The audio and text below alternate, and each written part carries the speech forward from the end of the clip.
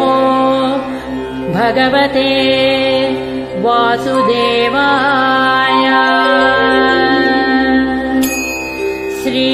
विष्णुसहस्रनाम स्तोत्रम्।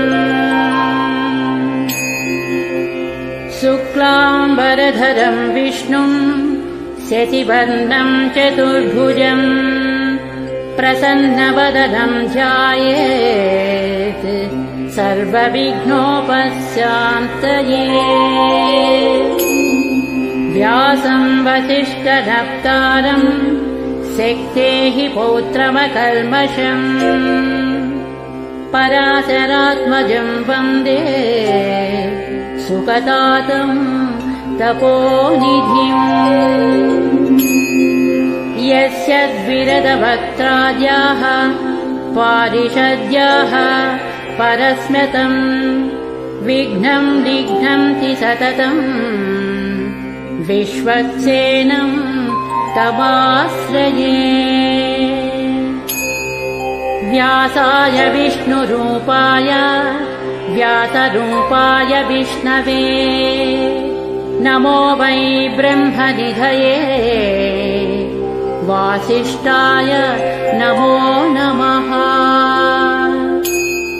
अविकाराय शुद्धाय नित्याय परमात्मने सदैकरूपरूपाय विष्णवे सर्वजिष्णवे। यस्य स्मरणमात्रेण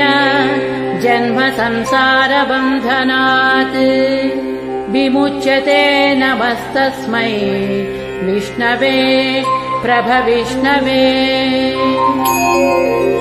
ॐ नमो विष्णवे प्रभविष्णवे। सच्चिदानन्दरूपाय कृष्णया क्लिष्टकारिणे नमो वेदान्तवेद्याय गुरवे बुद्धिसाक्षिणे। कृष्णद्वैपायनं व्यासं सर्वलोकहिते रतं वेदाब्जभास्करं वन्दे समाधिनिलयं मुनिः। सहस्रमूर्तेः पुरुषोत्तमस्य सहस्रनेत्राननपादबाहो सहस्रनाम्नां स्तवनं प्रशस्तं निरुच्यते जन्मजरादिशान्त्यैः। श्रीवैशम्पायन उवाच श्रुत्वा धर्मानशेषेण पावनानि च सर्वशः युधिष्ठिरस्यान्तनवं पुनरेवाभ्यभाषत। युधिष्ठिर उवाच किमेकं दैवतं लोके किं वाप्येकं परायणं स्तुवन्तः कं कमर्चन्तः प्राप्नुयुर्मानवाः शुभम्। को धर्मः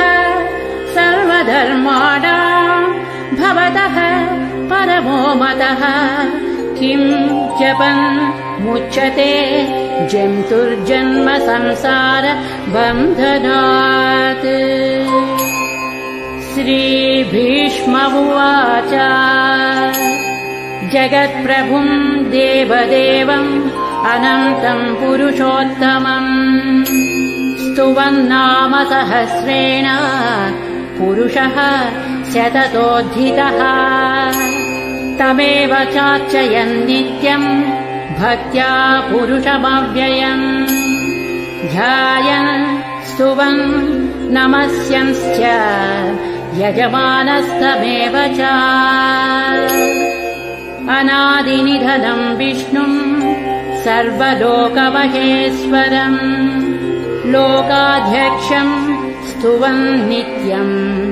सर्वदुःखादिगो भवेत्। ब्रह्मण्यं सर्वधर्मज्ञं लोकानां कीर्तिवर्धनं लोकनाथं महद्भूतं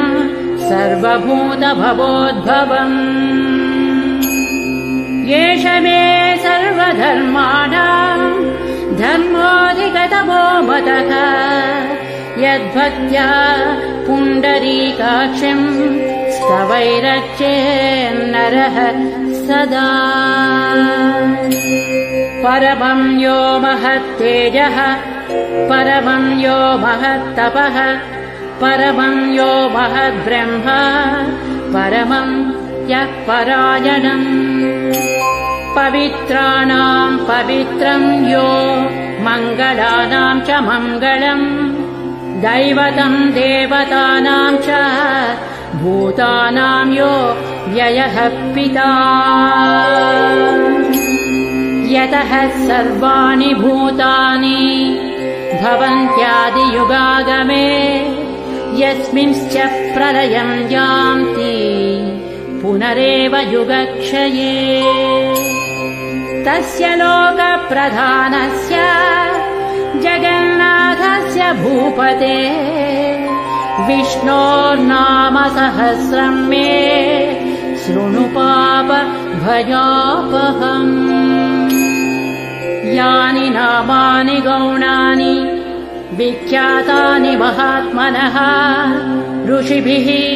परिगीतानि तानि वक्ष्यामि भूतये विष्णोर्नाम सहस्रस्य वेदव्यासो महामुनिः छन्दोनुष्टुप् तथा देवो भगवान् देवकी सुतः अमृतांशोद्भवो बीजम् शक्तिर्देवकी नन्दनः त्रिसामा हृदयम् तस्य शान्त्यर्थे विनियुज्यते विष्णुम् जिष्णुम् महाविष्णुम् प्रभविष्णुम् वचेश्वरम् अनेकरूपदैत्यान्तम् नमामि पुरुषोत्तमम् न्यासः अस्य श्रीविष्णोर्दिव्यसहस्रनामस्तोत्र महामन्त्रस्य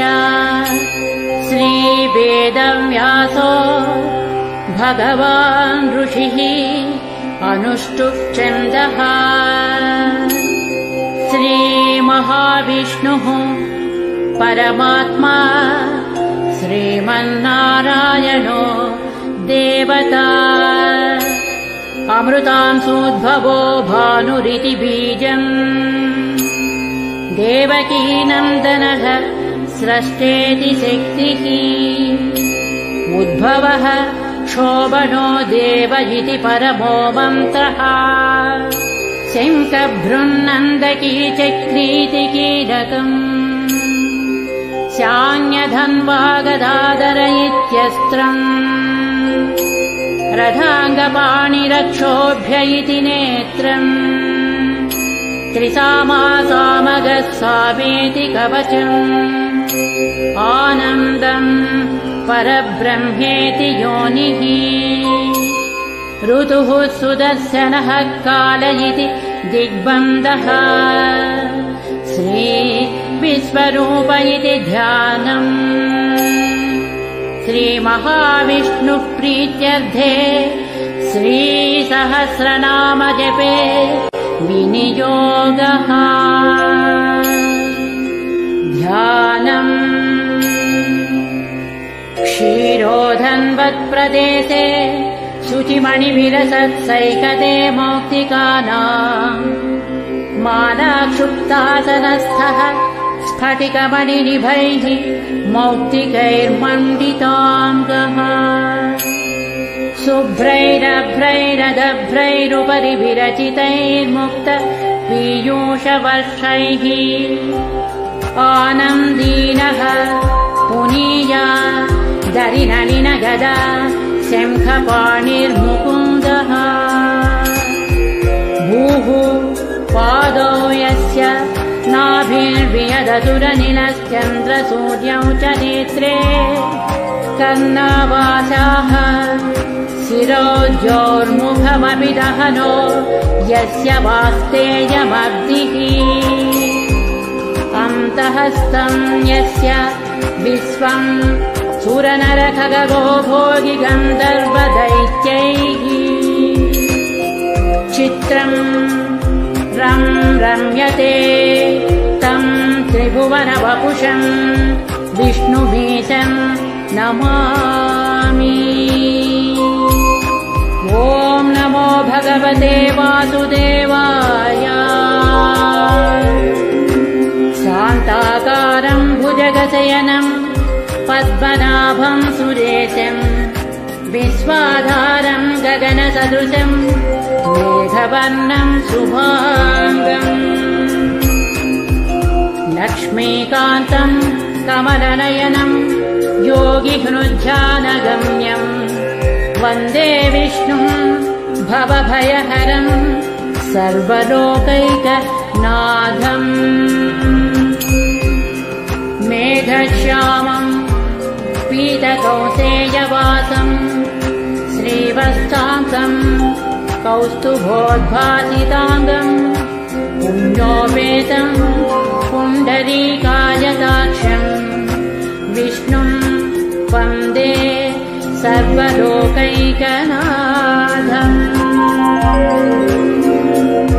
नमः समस्तभूतानाम् आदिभूताय भूभृते अनेकरूपरूपाय विष्णवे प्रभविष्णवे सशङ्खचक्रं सकिरीटकुण्डलं सपीतवस्त्रं सरसीरुहेक्षणम् सहारवक्षस्थलशोभिकौस्तुभम् नमामि विष्णुं शिरसा चतुर्भुजम् छायायां पारिजातस्य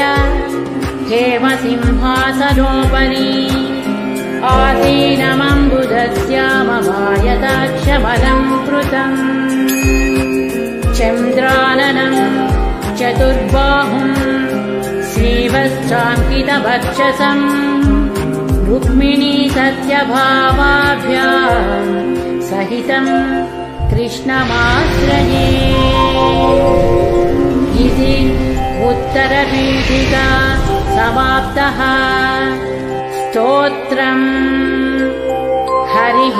ओम्। विश्वं विष्णुर्वषट्कारो भूतभव्यभवत्प्रभुः भूतकृद्भूतभृद्भावो भूतात्मा भूतभावनः भूतात्मा परमात्मा च मुक्तानां परमागतिः अव्ययः पुरुषः साक्षी क्षेत्रज्ञोऽक्षर एव च योगो योगविदां नेता प्रधानपुरुषेश्वरः नारसिंहवपुः श्रीमान् केशवः पुरुषोत्तमः सर्वः शिवः स्थाणुर्भूतादिर्निधिरव्ययः सम्भवो भावनो भक्ता प्रभवः प्रभुरीश्वरः स्वयंभूः शम्भुरादित्यः पुष्कराक्षो महाश्वनः अनादिनिधनो धाता विधाता धातुरुत्तमः अप्रमेयो ऋषिकेशः पद्मनाभो अमरप्रभुः विश्वकर्मा मनुः स्वस्था स्थविष्टः स्थविरो ध्रुवः अग्राह्यः शाश्वतः कृष्णो लोहिताक्षः प्रतर्धनः प्रभूतस्त्रिककुर्धाम पवित्रम् मङ्गलम् पदम् ईशानः प्राणदः प्राणो ज्येष्ठः श्रेष्ठः प्रजापतिः हिरण्यगर्भो भूगर्भो माधवो मधुसूदनः ईश्वरो विक्रमी धन्वी मेधावी विक्रमः क्रमः अनुत्तमो दुरादर्शः कृतज्ञः कृतिरात्मवान् सुरेशः शरणं शर्म विश्वरेताः प्रजाभवः अहः संवत्सरो व्याळः प्रत्ययः सर्वदर्शनः अजः सर्वेश्वरः सिद्धः सिद्धिः सर्वादिरच्युतः वृषा कपिरमेयात्मा सर्वयोगविनिस्मृतः वसुर्वसुमनः सत्यः समात्मा संमितः समः अमोघः पुण्डरीकाक्षो वृषकर्मा वृषाकृतिः रुद्रो बहुशिरा बभ्रुर्विश्वयोनिः शुचिस्रवाः अमृतः शाश्वतः स्थाणुः वरारोः महातपाः सर्वगः सर्वविद्वानुर्विश्वक्सेनो जनार्दनः वेदो वेदविदव्यङ्गो वेदाङ्गो वेदवित्कविः लोकाध्यक्षः सुराध्यक्षो धर्माध्यक्षः कृताकृतः चतुरात्मा चतुर्व्यूहः चतुर्दंष्ट्रः चतुर्भुजः भ्राजिष्णुर्भोजनं भोक्ता सहिष्णुः जगदादिजः अनघो विजयो जेता विस्मयोनिः पुनर्वसुः भूपेन्द्रो वामरः प्रांशु अमोघः शुचिरोज्जितः अतीन्द्रः संग्रहः सर्गो धृतात्मा नियमो यमः वेद्यो वैद्यः सदा योगी वीरः माधवो मधु अतीन्द्रियो महामायो महोत्साहो महाबलः महाबुद्धिर्महावीर्यो महाशक्तिर्महाद्युतिः अनिर्देश्य वपुः श्रीमान् अमेयात्मा महादिधृत् महेश्वानो महीभक्त श्रीनिवासः सतां गतिः अनिरुद्धः सुरानन्दो गोविन्दो गोविदाम्पतिः मरीचिर्दमनो हंसः सुपर्णो भुजगोत्तमः हिरण्यनाभः सुतपाः पद्मनाभः प्रजापतिः अमृत्युः सर्वदृक्सिंहः संधाता सन्धिमास्थिरः अजो दुर्मर्शनः शास्ता विश्रुतात्मा सुरारिः गुरुर्गुरुतमो धामः सत्यः सत्यपराक्रमः निमिषो निमिषः स्रग्वी वाचस्पति रुदारधी अग्रणीः ग्रामणीः श्रीमान् न्यायो नेता समीरणः सहस्रमूर्धा विश्वात्मा सहस्राक्षः सहस्रपात् आवर्तनो निवृत्तात्मा संवृतः संप्रमर्दनः अहः संवर्तको वह्निः अनिलो धरणीधरः सुप्रसादः प्रसन्नात्मा विश्वदृग्विश्वभुग्विभुः सत्कर्ता सत्कृतः साधुः जह्नुर्नारायणो नरः असंख्येयो प्रमेयात्मा विशिष्टः शिष्टकृच्छुचिः सिद्धार्थः सिद्धसङ्कल्पः सिद्धिदः सिद्धिसाधनः वृषाहि वृषभो विष्णुर्वृषपर्वा वृषोधरः वर्धनो वर्धमानश्च विविक्तः श्रुतिसागरः सुभुजो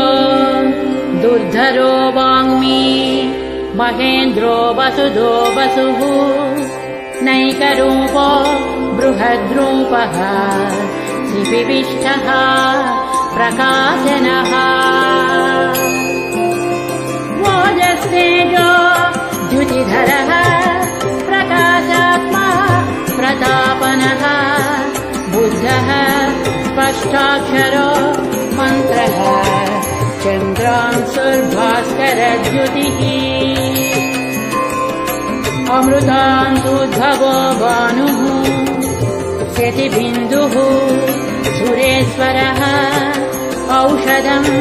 जगतः सेतुः सत्यधर्म पराक्रमः भूतभव्यभवन्नाथः पवनः पावनो नलः कामः कामकृत्कान्तः कामः कामप्रदः प्रभुः युगाधिकृद्युगावर्तो नैकमायो महाजनः अदृश्यो व्यक्तरूपश्च सहस्रजित् अनन्तजित् शिष्टो विशिष्टः शिष्ठेष्टः शिखण्डी नहुषो वृषः क्रोधः क्रोधकृत्कर्ता विश्वबाहुः महीधरः अच्युतः प्रथितः प्राणः प्राणदो वासवानुजः अपांनिधिरधिष्ठानम् अप्रमत्तः प्रतिष्ठितः स्कन्दः स्कन्दधरो दुर्यो वरदो वायुवाहनः वासुदेवो बृहद्भानुः आदिदेवः पुरन्दरः अशोकस्तारणस्तारः शूरः सौरिजनेश्वरः अनुकूलः शतावर्तः पद्मी पद्मनिवेक्षणः पद्मनाभो अरविन्दाक्षः पद्मगर्भः शरीरभृत् महद्धिः रुद्धो वृद्धात्मा महाक्षो गरुडध्वजः अतुलः शरभो भीमः समयज्ञो हविर्हरिः सर्वलक्षणलक्षण्यो लक्ष्मीवान् समतिञ्जियः अक्षरो रोहितो मार्गो हेतुर्दामोदरः सः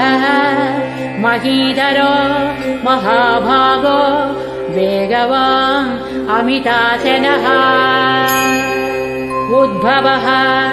क्षोभनो देवः श्रीगर्भः परमेश्वरः करणम् कारणम् कर्ता विकर्ता गहनो गुहः व्यवसायो व्यवस्थानः संस्थानः स्थानदो ध्रुवः परधिः परमस्पष्टः तुष्टः पुष्टः शुभेक्षणः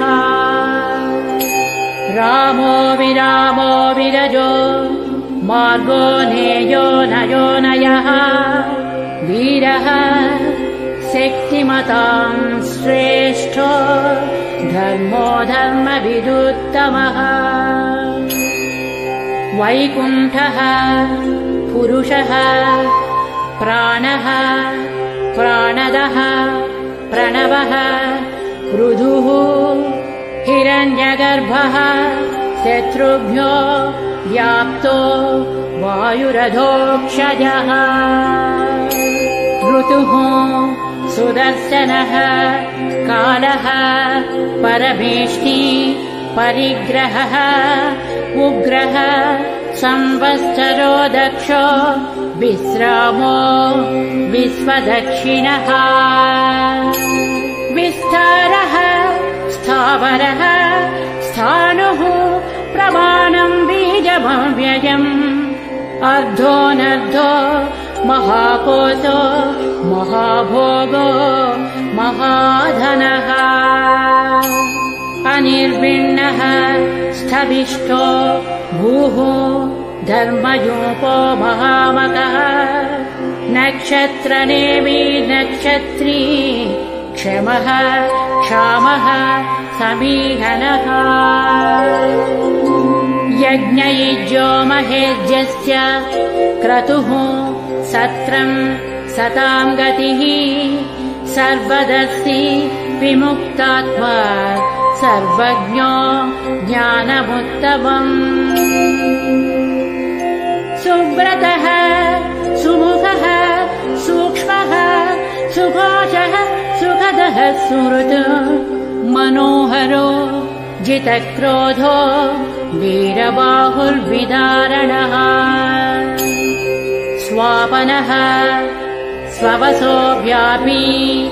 नैकात्मा नैककर्मकृत् वश्चलो वश्ची रत्नगर्भो धनेश्वरः धर्मकृद्धर्मी सदसक्षरमक्षरम् अविज्ञाता सहस्रांशुः विधाता कृतलक्षणः गभस्तिनेमिः सत्त्वस्थः सिंहो भूतमहेश्वरः आदिदेवो महादेवो देवेशो देवभृद्गुरुः उत्तरो गोपतिर्गोप्ता ज्ञानगम्यः पुरातनः शरीरभूतभृद्भोक्ता कपीन्द्रो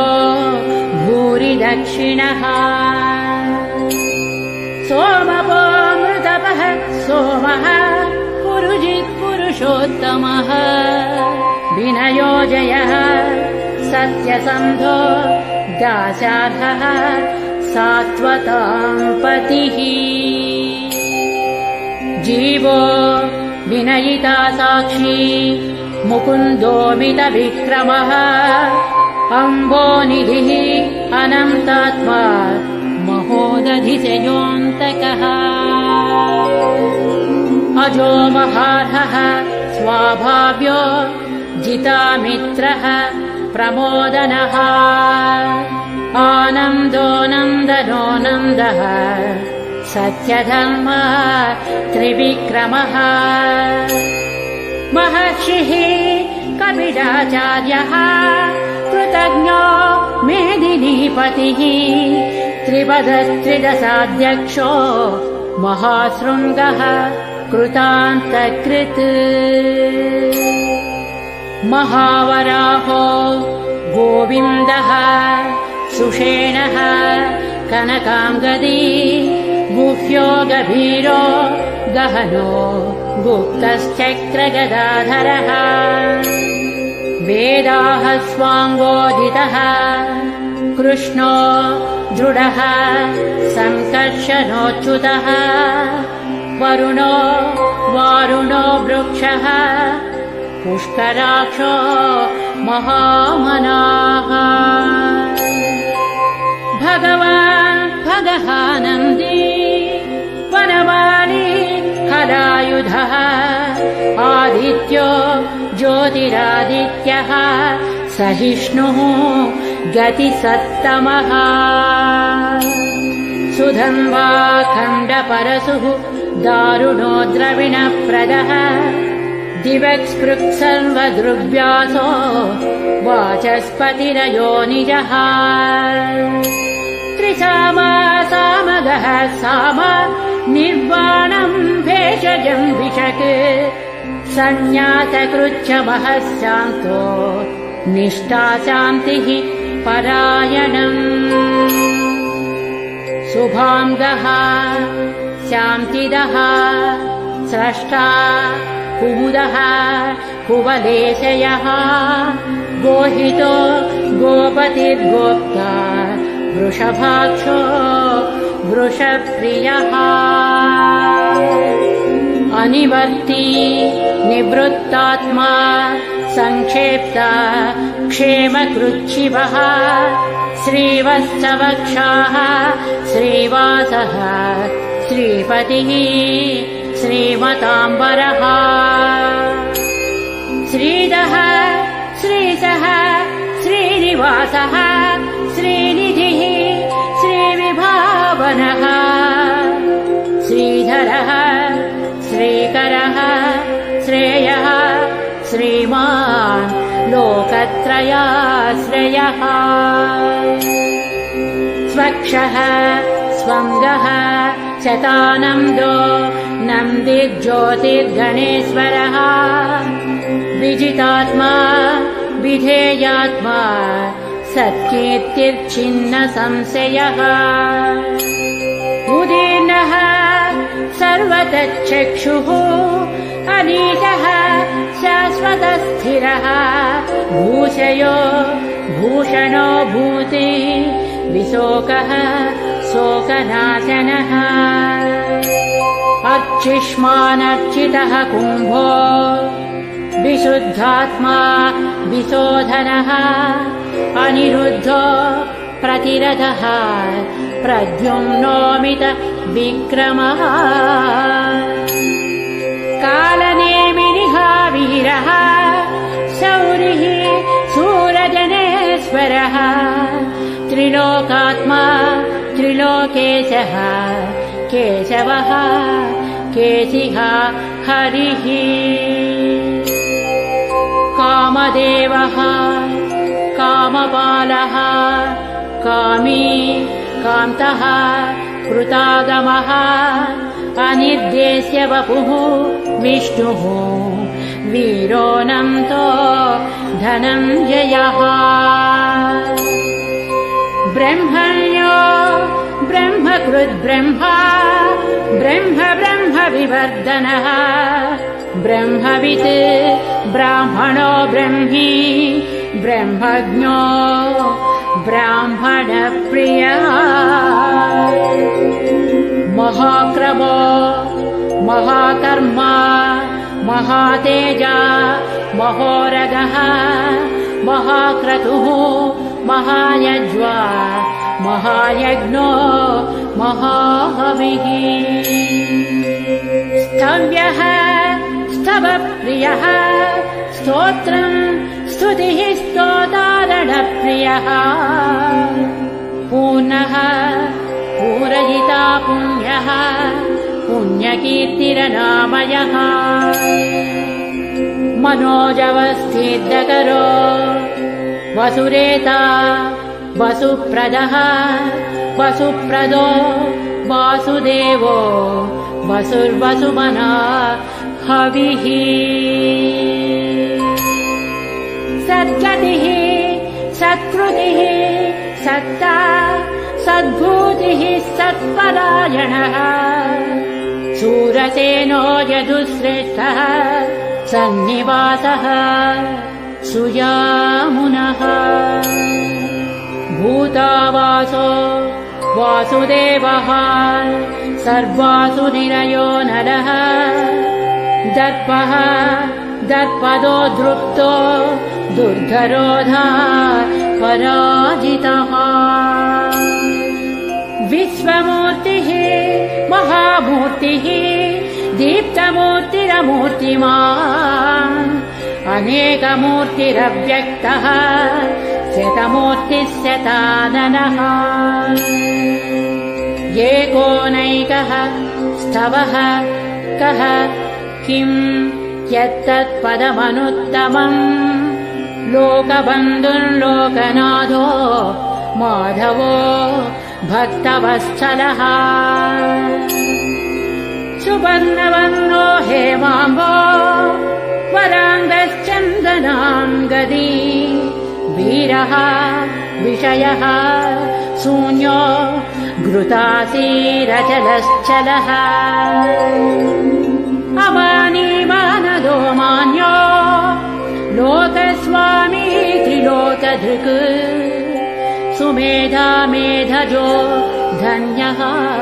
सत्यमेधा धराधरः तेजो वृषो द्युतिधरः सर्वशस्त्रभृताम्बरः प्रग्रहो निग्रहो व्यग्रो नैकशृङ्गो गदाग्रजः चतुर्मूर्तिः चतुर्बाहुः चतुर्व्यूहश्चतुर्गतिः चतुरात्मा चतुर्भावः चतुर्वेदविदेकपात् समावर्तो निवृत्तात्मा दुर्जयो दुरतिक्रमः दुर्लभो दुर्गमो दुर्गो दुरावासो दुरारिः शुभाङ्गो लोकसारङ्गः स्तुतन्तुस्तन्तुवर्धनः इन्द्रकर्मा महाकर्मा कृतकर्मा कृतागमः उद्भवः सुन्दरः सुन्दो रत्ननाभः सुलोचनः अर्को वाजसनः शृङ्गी जयन्तः सर्वविजयी सुवर्णबिन्दुरक्षोभ्यः सर्ववागीश्वरेश्वरः महाह्रदो महाकर्तो महाभूतो महानिधिः कुमुदः कुन्दरः कुन्दः पर्जन्यः पावनोऽनिलः अमृतांसोऽमृतवपुः सर्वज्ञः सर्वतो मुखः सुलभः सुव्रतः सिद्धः शत्रुजित्शत्रुतापनः न्यग्रोधोदुम्बरो अश्वत्थः चाणूरान्द्र निषूदनः सहस्रार्चिः सप्तजिह्वाः सप्तैधाः सप्तवाहनः अमूर्तिरनघोचिन्त्यो भयकृद्भयनाशनः अणुर्बृहत्कृशः स्थूलो गुणभृन्निर्गुणो महान् अधृतः स्वधृतः स्वास्यः प्राग्वंशो वंशवर्धनः भारभृत्कथितो योगी योगीशः सर्वकामदः आश्रमः श्रमणः क्षामः सुपर्णो वायुवाहनः धनुर्धरो धनुर्वेदो दण्डो दमयिता दमः अपराजितः सर्वसहो नियन्ता नियमो यमः सत्यवान् सात्विकः सत्यः सत्यधर्मपरायणः अभिप्रायः प्रियार्होषः प्रियकृत् प्रीतिवर्धनः विहाय च गतिर्ज्योतिः सुरुचिर्हुतभुग्विभुः रविर्विलोचनः सूर्यः सविता रविलोचनः अनन्तो हुतभुग्भोक्ता सुखदो नैकदोऽग्रजः अनिर्भिन्नः सदावर्षी लोकाधिष्ठानमद्भुतः सनः सनातनतमः कपिलः कपिलव्ययः स्वस्थितः स्वस्तिकृत् स्वस्ति स्वस्तिभुक् स्वस्ति दक्षिणः अरौद्रः कुण्डलीचक्रे विक्रमोज्जितशासनः शब्दादिगः शब्दसः शिशिरः शर्वरीकरः अक्रूरः पेशलो दक्षो दक्षिणः क्षमिणाम्बरः विद्वत्तमो वीतभयः पुण्यश्रवणकीर्तना उत्तारणो दुष्कृतिः पुण्यो दुःस्वप्ननाशनः वीरः रक्षणः सन्तो जीवनः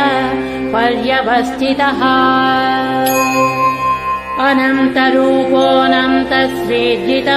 अनन्तरूपोऽनन्तश्रीजितमन्योर्भयापहः चतुरस्रो गभीरात्मा विदिशो व्याधिसो दिशः अनादिर्भूर्भुवो लक्ष्मीः सुवीरो रुचिराङ्गदः जननो जनजन्मादिर् भीमो भीमपराक्रमः आधारनिलयो धाता पुष्पहासः प्रजागरः ऊर्ध्वगः सत्पथाचारः प्राणदः प्रणवः फणः प्रमाणम् प्राणनिलयः प्राणभृत् प्राणजीवनः तत्त्वम् तत्त्वविदेकात्मा जन्म मृत्युजरातिगः भूर्भुवः स्वस्तरुस्तारः सविता प्रपितामहः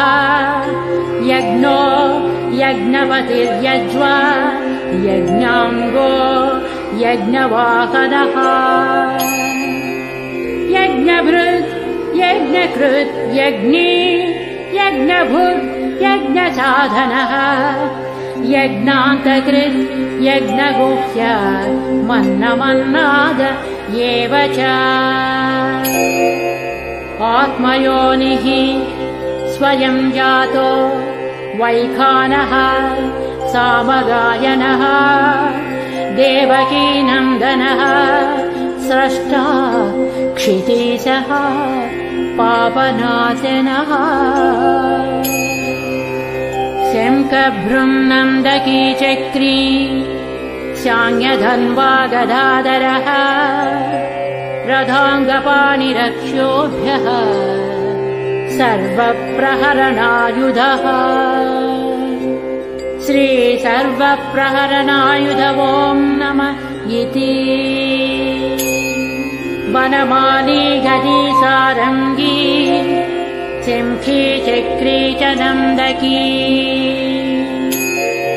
श्रीमान् नारायणो विष्णुः वासुदेवोऽभिरक्षतु श्रीवासुदेवोऽभिरक्षतो नमः इति फलश्रुतिः इतीदं कीर्तनीयस्य केशवस्य महात्मनः नाम्नां सहस्रं दिव्यानाम् अशेषेण प्रकीर्तितम् य इदं शृणुयान् नित्यम् यच्चापि परिकीर्तयेत् नाशुभं प्राप्नुयात् किञ्चित् सोमुद्रेण च मानवः वेदान्तगो ब्राह्मणः स्यात् क्षत्रियो विजयी भवेत् वैश्यो धनसमृद्धः स्यात् शूद्रः सुखमवाप्नुयात् धर्मार्थी प्राप्नुयात् धर्मः अर्थार्थी च अर्थमाप्नुयात् कामानवाप्नुयात् कामी प्रजार्थी चाप्नुयात् प्रजाम् भक्तिमान्यः शतोत्थाय शुचिसद्गतमानसः सहस्रं वासुदेवस्य नाम्नामेतत् प्रकीर्तयेत् यशः प्राप्नोति विपुलं याति प्राधान्यमेव च अचलां श्रियमाप्नोति श्रेयः प्राप्नोत्यनुत्तमम् न भयं क्वचिदाप्नोति वीर्यं तेजश्च विन्दति भवत्यरोगो द्युतिमान् बलरूपगुणान्वितः रोगात्तो मुच्यते रोगात् बद्धो मुच्येत बन्धनात् भयान्मुच्येत भीतस्तु मुच्येतापन्नमापदः दुर्गान्यतितरत्यासु पुरुषः पुरुषोत्तमः स्तुवन्नाम सहस्रेण नित्यम् भक्तिसमन्वितः वासुदेवाश्रयो मर्त्यो वासुदेवपरायणः सर्वपापविशुद्धात्मा याति ब्रह्म सनातनम् न वासुदेव भक्तानाम् अशुभम् विद्यते क्वचित् जन्म मृत्यु जरा व्याधि भयम् नैवोपजायते इमं स्तवमधीयानः श्रद्धा भक्ति समन्वितः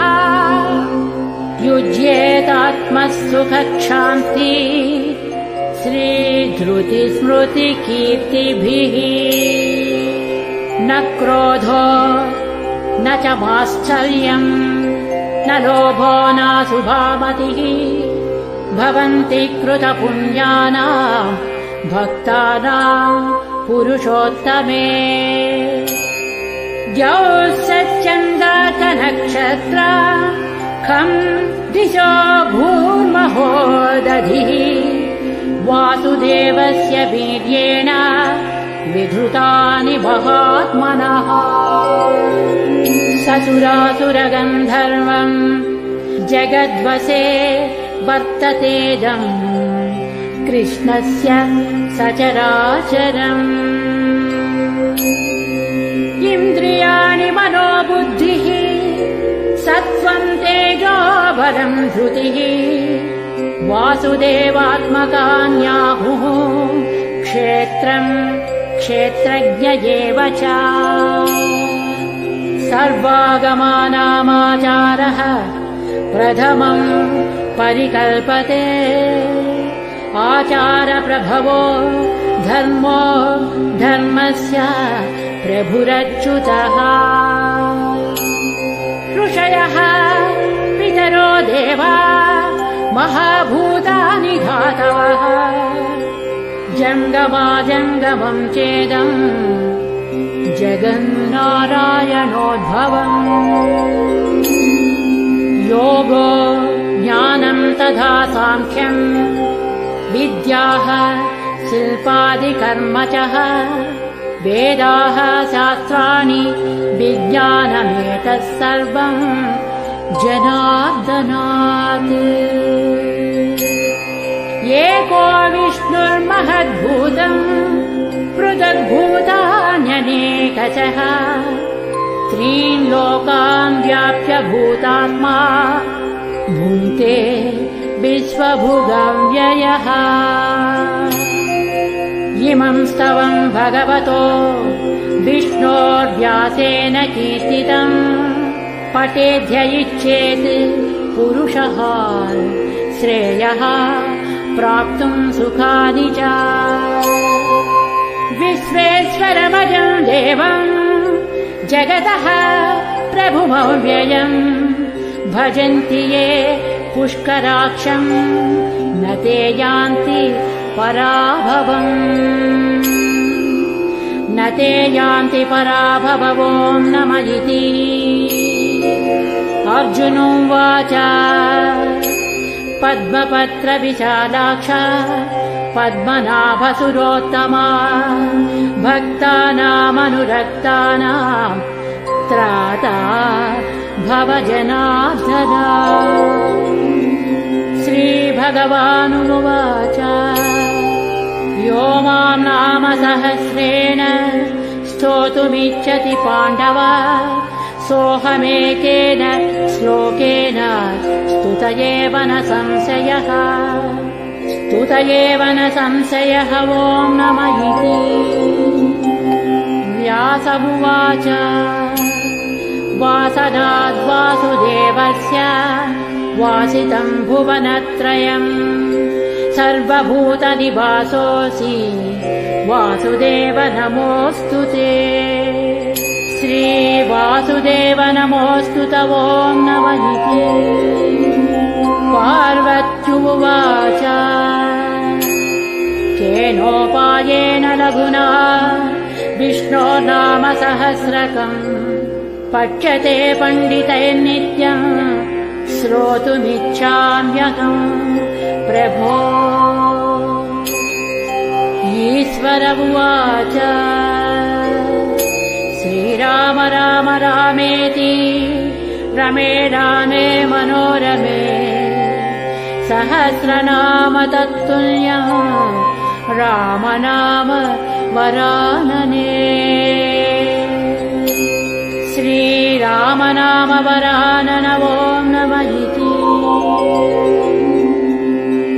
ब्रह्मोवाच नमोऽस्त्वनन्ताय सहस्रमूर्तये सहस्रपादाक्षि शिरोरुबाहवे सहस्रनाम्ने पुरुषाय शाश्वते सहस्रकोटि युगधारिणे नमः। सहस्रकोटि युगधारिण। ॐ नम इति।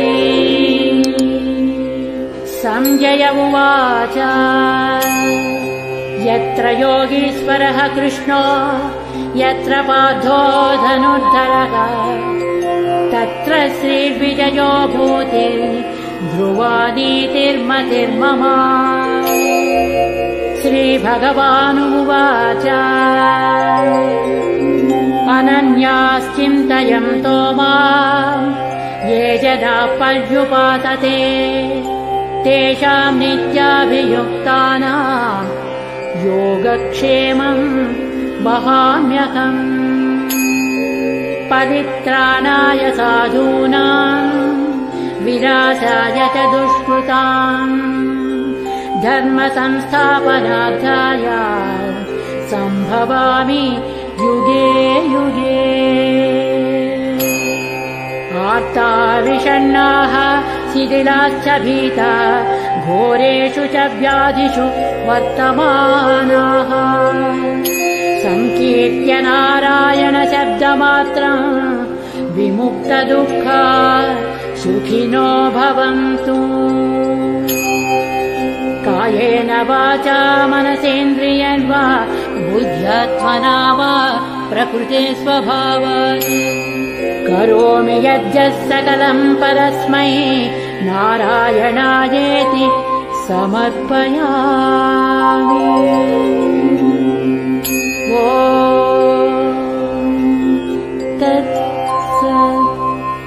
इति श्रीमहाभारते शतसाहस्रिकायां